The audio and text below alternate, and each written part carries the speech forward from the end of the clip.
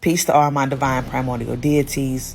In this video, I'm going to be breaking down who Lucifer is and what Lucifer is. In this picture, you see Christ and you see Lucifer looking at each other. Both of them are considered the morning star, and they are one and the same. I am going to break it down on why they are the same. This is metaphysics and esoteric knowledge, what I like to call ancient wisdom. We have to understand that all outer communication as information is received inwardly, it modifies the organization of the internal system, which is the etheric body, altering its vibratory frequency and outer appearance, which is the material structure, which is the physical. DNA is composed of a liquid crystalline substance that's both etheric and material in nature and acts as a medium for the transfer and decoding of information between the etheric holographic fields of astral light and the material body, because DNA is primarily composed of etheric substance, which is liquid light. Now let me break down on what that liquid light is. We have two different types of DNA. You have the physical and you have the etheric, which is the DEA. Now let me break it down.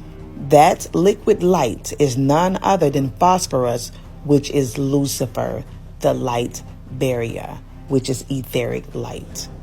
White phosphorus emits a faint glow when exposed to oxygen, hence the name taken from Greek mythology, meaning light barrier, referring to the morning star, which is Lucifer, which is attached to the planet Venus, which is connected to the sacral chakra. The term phosphorescence meaning glow after illumination, which means when phosphorus, which is Lucifer, is activated, which is the so-called junk DNA, which is stored away in your RNA, you're going to glow. You have a triple helix made up of 3 separate DNA strands. DNA itself has 2 and the RNA is 1. So together, that's your triple helix. Each is aligned with sugar and phosphate, which is the backbone on the outside of the helix and the basis on the inside of the helix, which will give you 9 strands. So carbon beings technically have 9 strands, but if you break it down, we only have 2 strands of DNA, which deals with the physical, but we technically have 7 strands of DEA,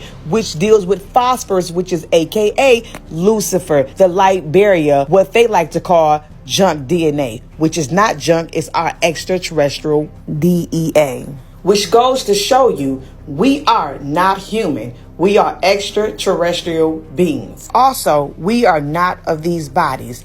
This just lets you know that we are more spiritual and extraterrestrial than we are physical. Red phosphorus may be formed by heating white phosphorus or by exposing white phosphorus to sunlight. Phosphorus itself is light. When that is activated, you're going to glow because phosphorus emits light. And our body, which is carbon, creates the heat, which makes the blood red. The heat is what crystallizes the blood. Now, carbon-12 is most abundant of 2 stable isotopes of carbon, amounting of 98 to 93% of element carbon on Earth.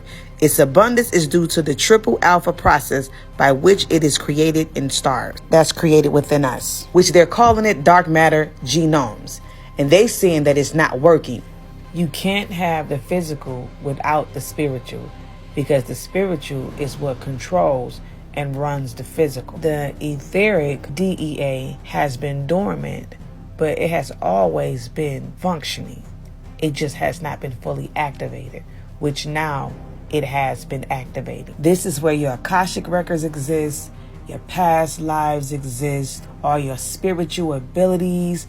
I'm talking about from Avengers to Superman to X-Men, all of your history, all of your cosmic knowledge, everything exists within this DEA. That's why we're going through a transmutation right now. We are evolving because we are becoming more spiritual and we're tapping into the phosphorus, which is Lucifer, aka the light barrier, okay, into the DEA.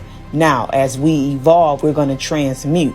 Those who do not have carbon and do not have DEA, their DNA is going to become obsolete by natural selection because they cannot evolve, because they don't have a backbone of DEA to evolve into primordial deities. Carbon-12 combined with the elements above and mixed with the lucifer, aka, which is phosphorus, which is Horus or Christ, which is your cerebral spinal fluid, climbs up your 33 vertebra, which is your Jacob's ladder, and it meets your 12 cranial nerves, which is the 12 disciples. It ignites your pineal gland, which is your resurrection of the Christ consciousness. Horus, which is your Christ. Lucifer is the light bearer, and Lucifer is your third eye, which is your pineal. So carbon-12 with lucifer, aka phosphorus, is what forms your DNA and RNA. So come again. Who is really Lucifer? All of my carbon beings that has the neshama, which is the soul. Lucifer is your essence, is who you are.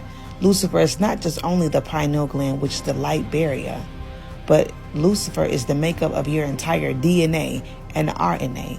And when RNA is broke down scientifically, it is DEA, because the E represents the etheric light, which is phosphorus, which is Lucifer, and you are Lucifer.